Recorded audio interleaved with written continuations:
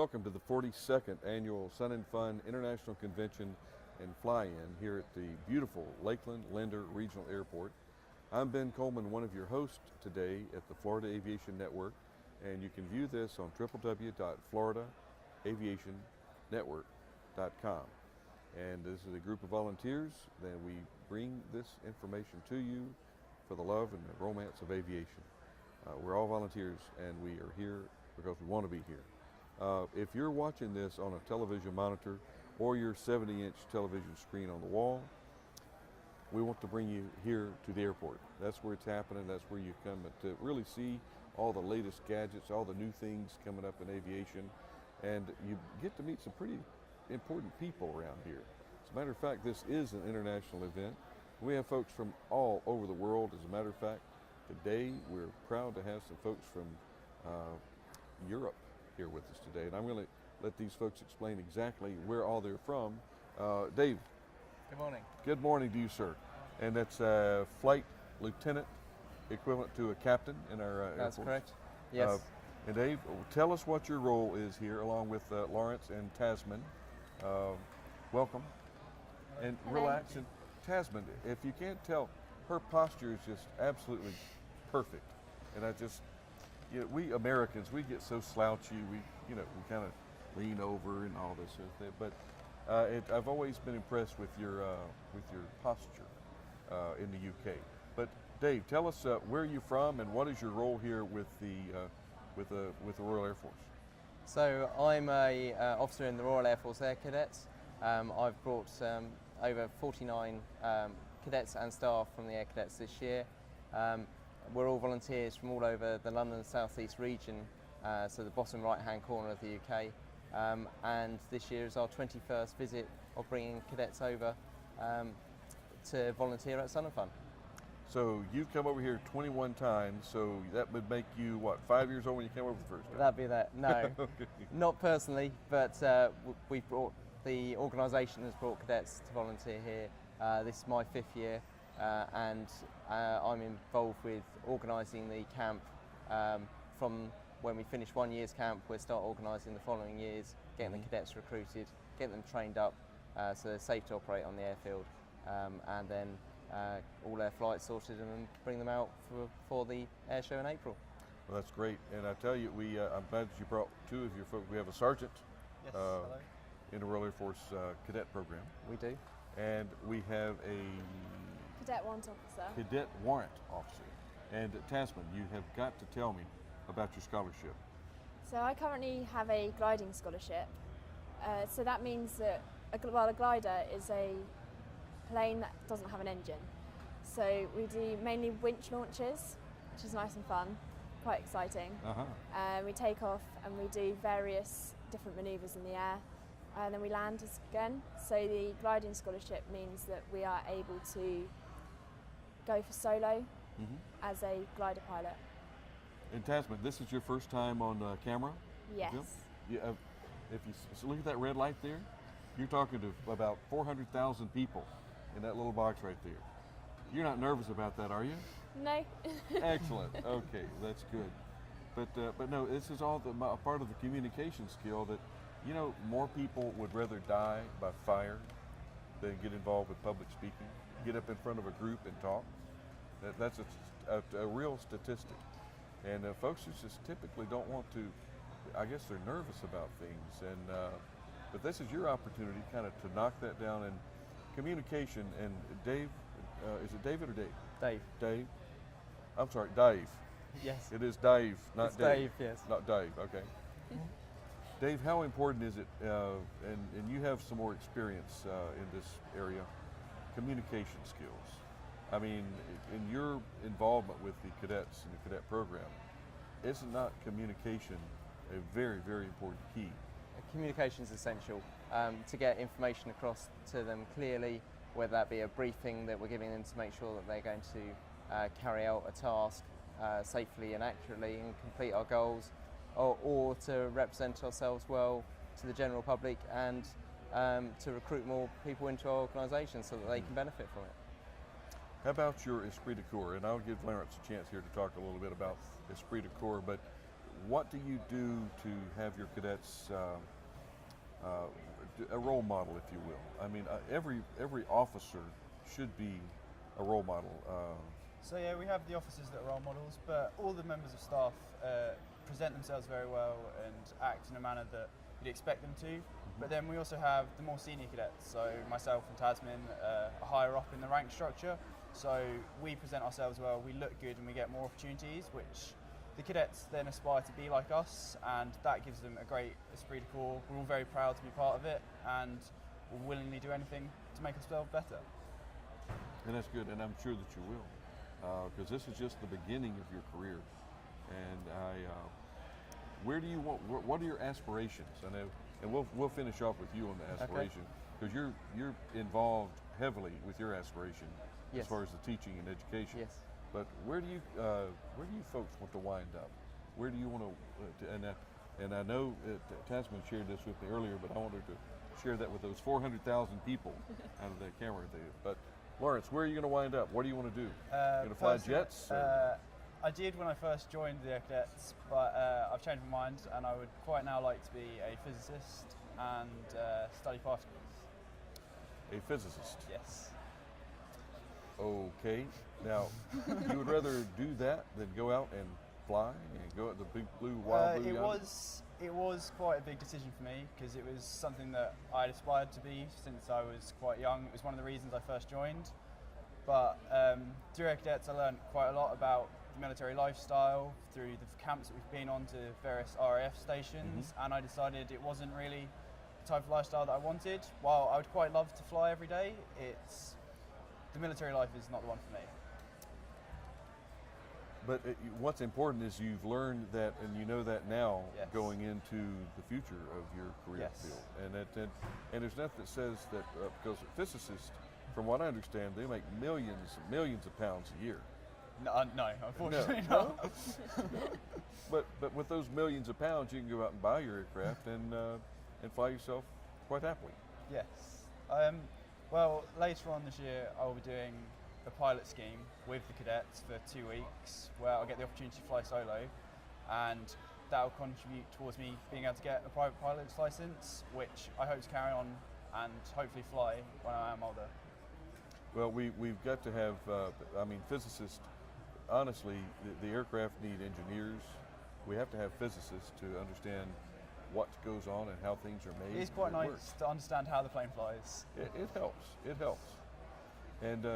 And Tasmin, tell us a little bit about what your aspirations are as you're flying this motorless aircraft and what you're trying to learn through doing it. And remember, talk to those 400,000 people. So from flying with the gliding scholarship, it allows us to, every landing's an emergency landing. So it just helps you develop your training a lot more. So my end goal is to be a fast jet pilot. And that's all I've wanted to do. So. And your absolute end career, your career goal? F-35 pilot. Say the window. F-35 pilot. A certified pilot. F-35. The F-35. The F-35 pilot. I thought I didn't know what she was saying there, but didn't.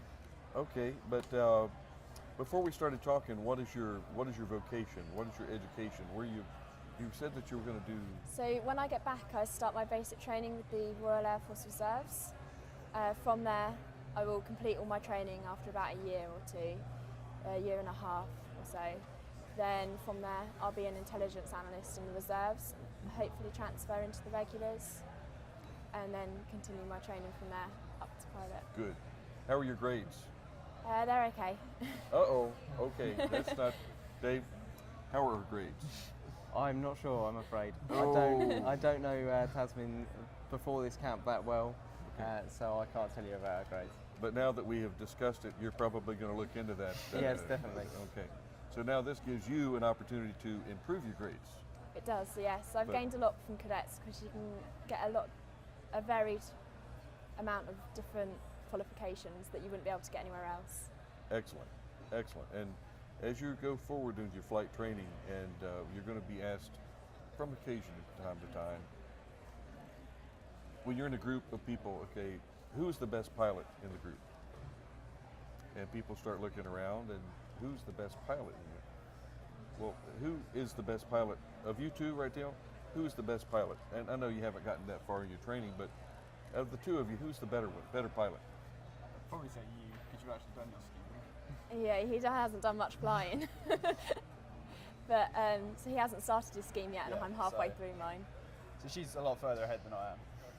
But you're going to be the best pilot, aren't you? Oh yeah. Yeah. No. Oh, you're going to be the best pilot. Yep. Oh, okay. That's what I'm trying to pull out of you. You be the best pilot that you can be. Know everything that you can know about your machine, and follow your lead from your examples here. And always, if somebody asks you the question, who's the best pilot? Who's the better pilot of you two? Obviously, I am. And even if you're not, if you're trying to bluff them, you got to work your way up to that and actually be the best pilot that you can be. Dave, what's your flight experience so far? I do have a private pilot's license. I was very lucky to get a scholarship through an organisation called the Air League. Sadly, I haven't managed to keep it up in the last few years. The cost of flying in the UK is very expensive. To hire an aircraft, you're looking at something around $200 an hour, and we have to pay for landing fees. So it costs us a lot of money, and to keep it current is very, very difficult. So at the moment mine's lapsed. I'm hoping to get that going again in the future, but not just now. But I've still got an interest in aviation. Obviously I teach these guys all about aircraft flying and the systems and structures of aircraft, because in my civilian role I'm an aircraft engineer, so I fix commercial airliners. Well, and the expense, I've heard about the expense in the UK is it's Yes. up there in Europe. You'd have to be a physicist to be able to afford to fly. You would have to be a physicist.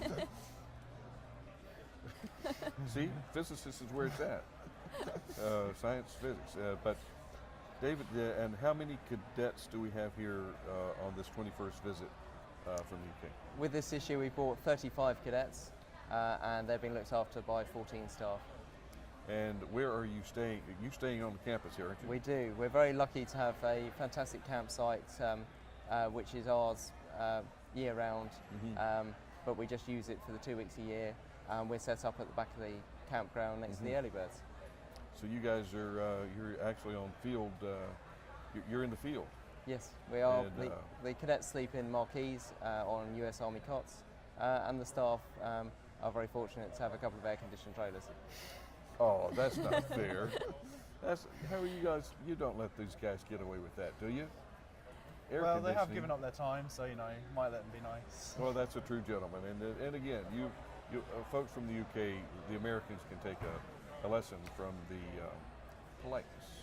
You do know how to polite your way through a situation, and that's important. And I wish that a lot of our kids here, and have you had a chance to commingle with our high school students here, which is they're probably a little younger than you guys would be, but do you have a chance to talk with them or compare some notes? So the Lakeland Aero Club, some of the cadets have already met them. It's fantastic to see a high school flying club, because we have nothing like that in the UK. We're arranging a game of baseball for next Tuesday with the Lakeland Aero Club, so that'll be a fantastic experience for the cadets. And we're also meeting up with the Civil Air Patrol on Friday night, so that'll be good as well. Baseball. Why Baseball. don't you guys have like a nice football, tackle football game? We had a game of rugby with them last year. We decided to calm it down this year and go for baseball instead. How many broken Cadets bones? don't normally play baseball. No. No broken bones. Oh, okay. I like to see a big scrum out there with the high school students,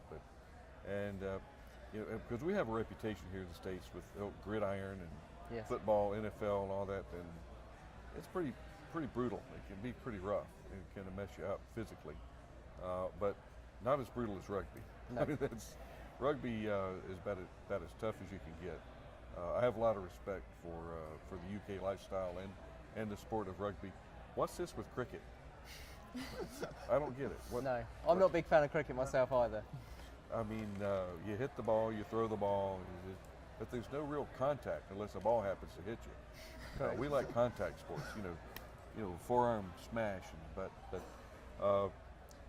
What would be your number one perception of coming over here to the U.S.? And I take it this is your first time, It Tasmin is, and yeah. Lawrence? Second time. Second time for you. Yes. You didn't get it right the first time. You have to come back again? No, I went to a different part last time. Okay. But this is your first time at Sun and Fun? Yes. Okay. And what are your perceptions other than, wow, all that there is to see here? Well, you're all there, willing to help no matter what. You're all very thankful for anything that you do for you, no matter how little. Everyone says thank you. Remember, Lawrence, 400,000 people watching you right there. I've never spoken to 400,000 people in the UK. That's funny. But what is your biggest, will you take away? Because you probably will head back, what, Sunday, Monday, or? Next Wednesday. Next Wednesday, okay. Yes. What do you think that you're going to take away when you leave? And then I'm going to get to you, Tasmin. Memory. What's your most memorable thing so far that you would take Having back? a plane drive at you and you telling it where to go, which is, on the first, very scary because that propeller is terrifyingly fast, but the opportunity to do that, I'll never get to do that again. So it was amazing to get to control them, and I can't wait to do more of it later on in the week. Well, never say never. Never say never. It's because if you want it hard enough, you'll get it. You will achieve it somehow. And Tasmin, what is your memorable moments here? But the air show's so big, we don't really have anything like it in the UK. So it's just to be able to come here and experience any sort of American lifestyle. It's amazing in itself. So We are very fortunate over here. We have a lot, and it's there for anyone really to take. But it's easy to say that, but when you're in an area and you don't have like a high school across the street from you, and you don't have WAG Aero or Univair that you can look at a catalog or go online and order, an airplane kit and put it together, and it's costly. So, what are there anything that we can duplicate what we're doing here over there? As I'm sure that there's some thoughts. The Americans, we're really not that smart.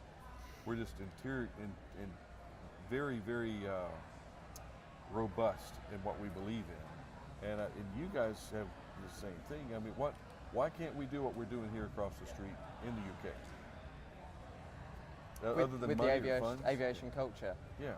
it's the costs in the UK, whereas everyone, you come to Sun and Fun, there's so many people come here and everyone is a pilot. Everyone flies here, flies in camps.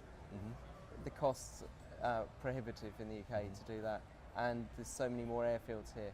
So it's fantastic to get the experience to come here, to see so many aircraft, so many people just flying their own aircraft rather than driving to the air show. They've flown in, they put up their tent and they're going to stay there for a week. It's just a fantastic experience.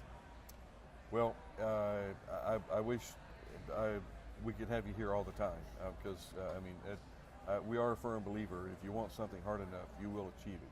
You'll figure out a way to make it happen. So, but I do want to thank you for your time, and I know that you have other places you'd rather be right now, other than talking to 400,000 people out there in the cameras. But Tasmin, Lawrence, Dave, thank you very much. Thank you very much, Ben. For taking the time out of your day to come with us. And for that, we're going to let these fine cadets get back out into the Sun and Fun world, fiasco going on out there. And we're going to wrap it up this time, and we're going to knock it off. I'm Ben Coleman, one of your hosts for the Aviation Network. See you.